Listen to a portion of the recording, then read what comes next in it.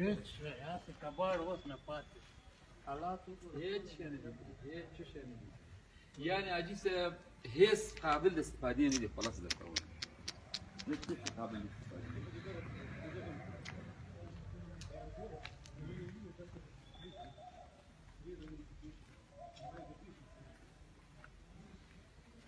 دا ویشتلي دا ټوله تایرې د خاینینو ویشتلي دي د خاینینو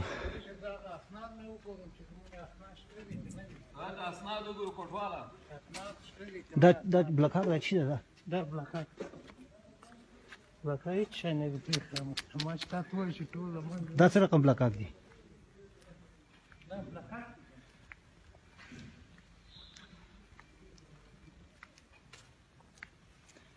ټول دا خاینینو داسې کار کړی دی دا وطن پرستانو دا د دې وطن سرمایه ده د دې وطن سرمایه داسې کړې ده